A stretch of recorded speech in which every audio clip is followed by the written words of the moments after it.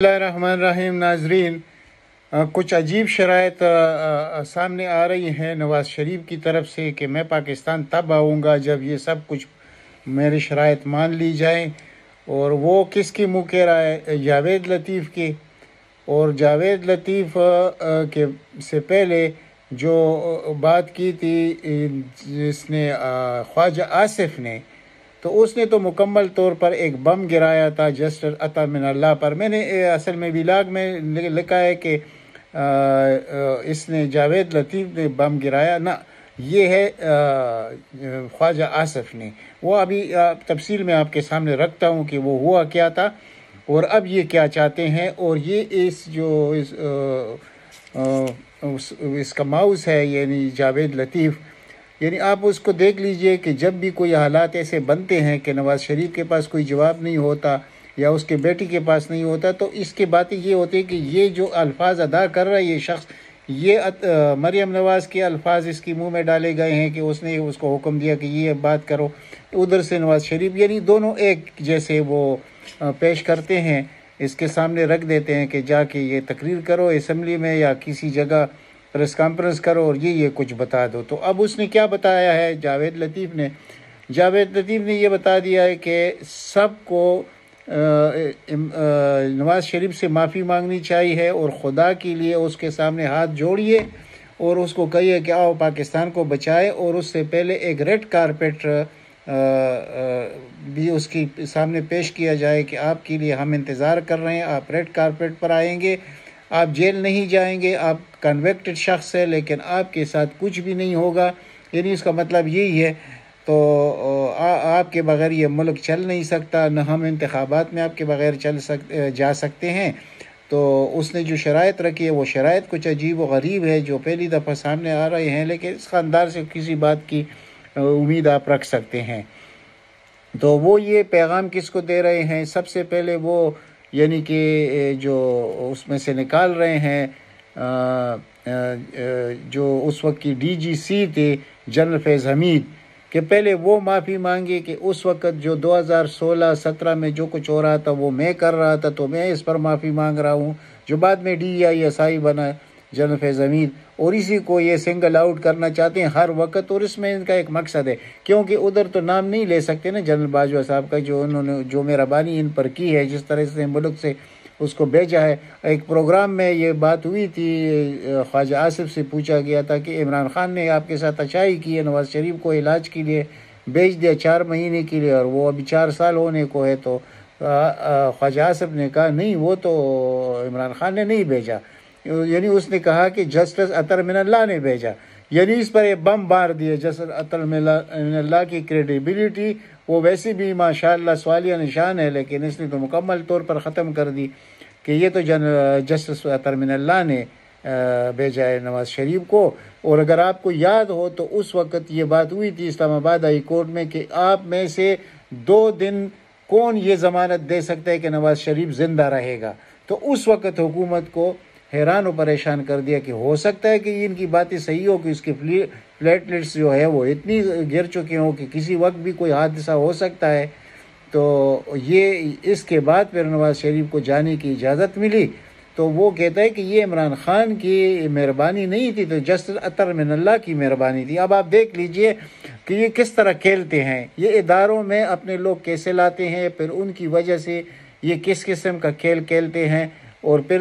Convicted ہوتی ہوئی ایک مجرم شخص پاکستان سے کیسے باہر چلا جاتا ہے، اس کے لیے خصوصی طیارہ بھی آ جاتا ہے، لیکن ایک عام پاکستانی کے حالات دیکھ لیں تو وہ کچھ اور آپ کو نظر آئے گا۔ یہ ہے ہمارا پاکستان۔ تو جاوید لطیف صاحب کہتے ہیں اس وقت کہ دیکھیے آپ سب کو معافی مانگنی چاہیے نواز شریف سے، کیونکہ نواز شریف کی وجہ سے یہ ملک بہت آگے جا رہا تھا، تو جو جا رہا تھا تو اس وقت جب نواز شریف کی حکومت ختم ہوئی تو اس وقت پاکستان پر جو ڈیپیسٹ تھا وہ $20 بلین تھا، اور اسی طرح کرنٹ اکاؤنٹ خسارہ بھی $18 بلین تھا، جو ورثے میں پھر ملا عمران خان کو، اور اس کو ٹھیک کرتے کرتے اس کے 3 سال اس پہ لگے تھے، اور پھر آپ لوگوں نے دیکھا کہ ایک اڑان شروع ہوا پاکستان، یعنی کہ جو ان مشکلات کے باوجود اور کرونا کے باوجود یعنی گروتھ ریٹ ہمارا پہنچ گیا 6.1% پر، اور جو بڑے بڑے کارنامے ہیں، یعنی جس کو آپ کہہ دیں کہ ہیلتھ انشورنس 10 لاکھ کا، یعنی احساس پروگرام 12,000 کا، زمینداروں کے لیے جو مراعات دی گئی اور 1200 ارب روپے کا فائدہ پہنچا دیا اس آخری سال میں بھی، اور اس کے علاوہ نوجوانوں کو بلا سود قرضے بہت سے، اور یہ جو لنگر خانے اور یعنی غریب افراد کے لیے جو کچھ کرنا تھا وہ سب دنیا نے دیکھ لیا کہ وہ پاکستان کے تاریخ میں یہ سب کچھ پہلے نہیں ہوا تھا۔ تو یہ پاکستان جو نواز شریف نے چھوڑا تھا، اگر عمران خان، جب عمران خان ابھی حکومت ختم ہو رہی تھی 9 اپریل 2022 کو، تو ہمارا فارن ریزرو تھا اس وقت $18 بلین، جو اس وقت موجودہ ہے ہمارے پاس اپنا $1 بھی نہیں ہے۔ یہ جو $3.5 ارب ہمارے پاس اس وقت ہے، تو یہ بھی دوست ممالک کے ہیں، انہوں نے ہمیں دیے ہیں۔ تو اب آپ خود اندازہ کیجئے کہ یہ جو جاوید لطیف کہہ رہا ہے کہ پاکستان کو آگے لے جانا ہو تو نواز شریف سے معافی مانگنی پڑے گی، اور ہر ایک شخص اپنے لائن میں کھڑا ہو کے ریڈ کارپیٹ ہو اور سب کھڑے ہو کر اس سے معافی مانگے عوام کے سامنے، دنیا کے سامنے، اور اس کو راضی کیا جائے کہ آئندہ آپ کے ساتھ ایسا کچھ بھی نہیں ہوگا، اور آپ ہمیشہ کے لیے پاکستان کے خلیفہ بنیں گے، اور وہ پھر واپس آ جائیں گے۔ اور لیکن وہ پھر بھی نہیں آئیں گے۔ وہ کیوں نہیں آئیں گے؟ دیکھیں اس وقت کس کی حکومت ہے؟ اس وقت نواز شریف کی حکومت ہے۔ شہباز شریف تو برائے نام ہے، فیصلے تو لندن سے ہوتے، اور لندن پلان کا بھی آپ کو معلوم ہے کہ جو کچھ ہوا عمران خان کے ساتھ وہ لندن پلان تھا، اور لندن پلان کے بعد اب جس طرح حکومت چل رہی ہے وہ تو نواز شریف چلا رہا ہے۔ اگر بہت بڑی تعیناتی ہو تو وہ بھی نواز شریف کرتا ہے، جو پالیسی ہے وہ بھی نواز شریف چلاتا ہے، جو معاشی حالات میں پروگرس کرنا ہوتا ہے تو وہ بھی ساکھدار کے شکل میں، نواز شریف کی شکل میں ساکھدار موجود ہے ہمارے پاس۔ تو اس وقت حکومت تو عملی طور پر نواز شریف کے ہاتھ میں ہے، اور وہ کہتے ہیں جاوید لطیف کہ اس سے معافی مانگی جائے، اور ان ججوں کو بھی مخاطب کرتا ہے جو اس وقت 5 ممبر بینچ تھا، جس میں جسٹس اعجاز الحسن تھے، جسٹس احمد سعید شیخ تھے، جسٹس آصف سعید کوسا تھے، جسٹس اعجاز احمد صاحب تھے، اور 5ویں کا نام ابھی میں بھول رہا ہوں، کہ ان سب کو بھی لائن میں کھڑے ہو کر نواز شریف سے معافی مانگنی ہوگی کہ آپ کے ساتھ زیادتی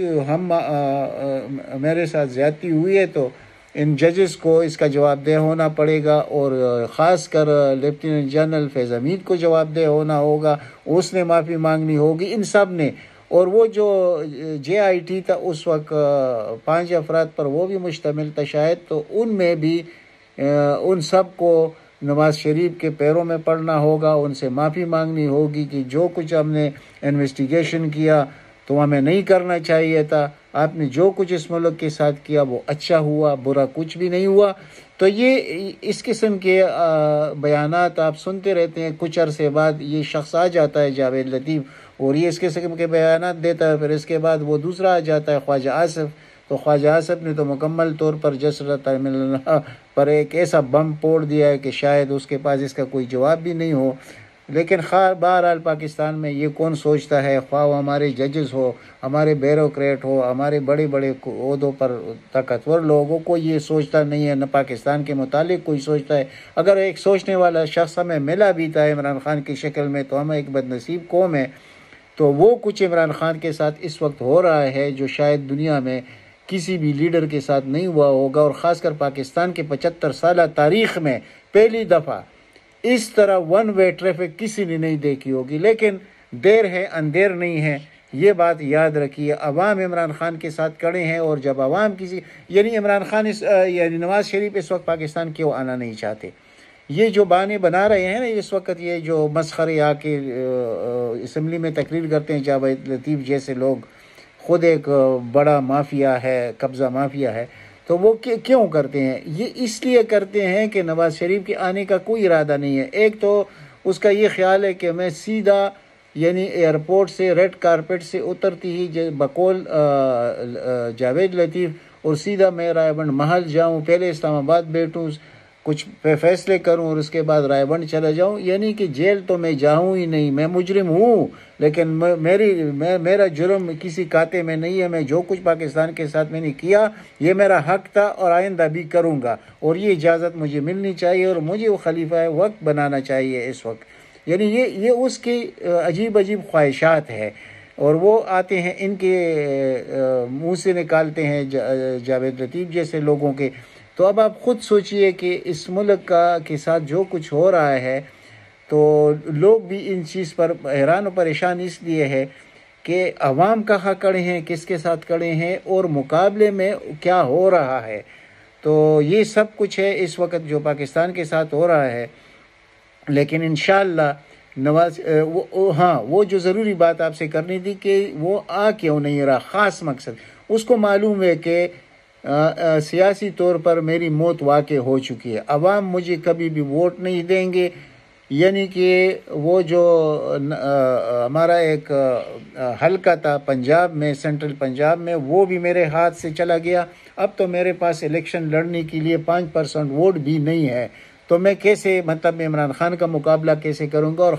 اگر عمران خان مائنس بھی ہوتا ہے تو عمران خان کی پارٹی سے کون الیکشن جیت سکتا ہے؟ یہ سب ملا کر بھی نواز شریف کو 20 سیٹیں نہیں جتا سکتے۔ تو یہ ڈر تو اس کو ہے، وہ اس وقت تک نہیں آئے گا جب اس کو یہ یقین نہ ہو جائے کہ آخری سال یہ جو چل رہا ہے اس وقت الیکشن ایئر،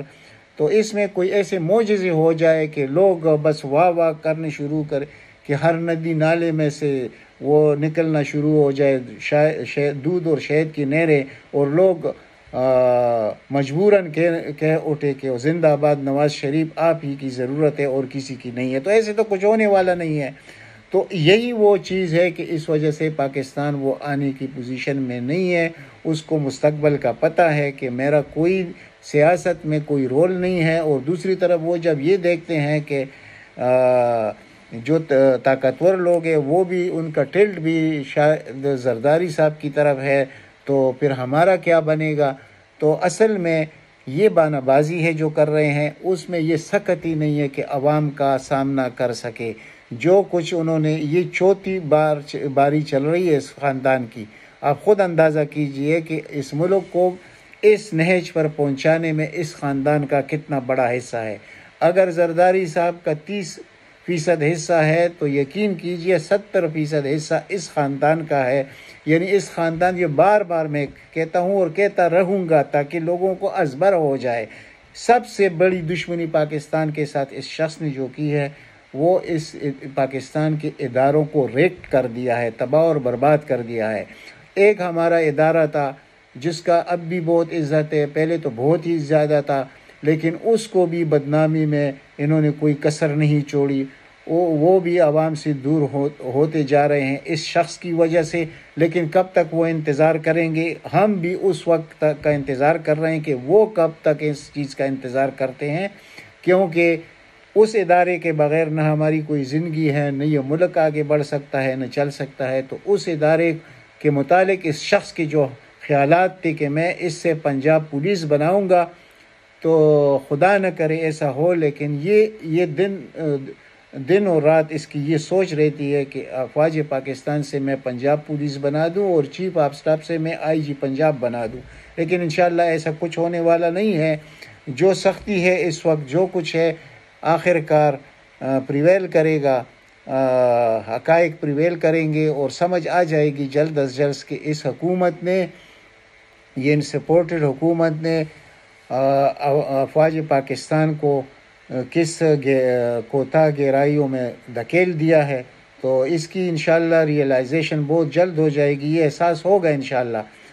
ہم نا امید نہیں ہیں اس چیز سے۔ اور دوسری طرف جاتے جاتے میں آپ کے ساتھ ایک خبر شیئر کروں کہ شہزادہ سلمان سعودی عرب کے حکم فرمانروا جو اصل میں ہے اس وقت، اس نے بھی ایک قسم کا فیصلہ کر دیا ہے کہ جو کچھ عمران خان کے ساتھ اس وقت ہو رہا ہے، یہ ہمیں قابل قبول نہیں ہے۔ اور آپ سمجھتے ہیں کہ جب اس قسم کی شخصیت پاکستان میں کوئی مداخلت کرنا چاہے تو پھر کون روک سکتا ہے؟ وہ پھر ہمارے اداروں کو بھی سوچنا پڑتا ہے، کیونکہ ہماری بہت بڑی مجبوریاں ہیں۔ صرف 28 لاکھ لوگ ہمارے سعودی عرب میں کام کرتے ہیں، اور اس وقت یہ جو نئی صف بندی ہو رہی ہے دنیا میں، اس میں عمران خان کی ضرورت کو سب سے زیادہ محسوس کیا جا رہا ہے، خاص کر شہزادہ بن سلمان کی طرف سے، اور ترکی کی طرف سے، ایران کی طرف سے، یہ سب کچھ موجود ہے، اور اس میں عمران خان کی موجودگی انتہائی ضروری ہے۔ تو اس طرح نہیں ہے کہ عمران خان کو کوئی اس طرح آسانی سے مائنس کر سکے گا۔ تو یہ تھے دو تین موضوعات جو آپ کے سامنے میں نے رکھے ہیں۔ تو انشاءاللہ اگر کوئی نئی اپڈیٹ ہوئی تو انشاءاللہ آپ کے ساتھ میں اپنے ولاگ میں شیئر کروں گا، تو اس کا انتظار کیجیے، اور اگر ہو سکے تو اس چینل کو سبسکرائب کیجیے، آپ اپنا چینل ہے۔ اللہ تعالیٰ آپ سب کو اپنے حفظ و امان میں رکھے۔ والسلام۔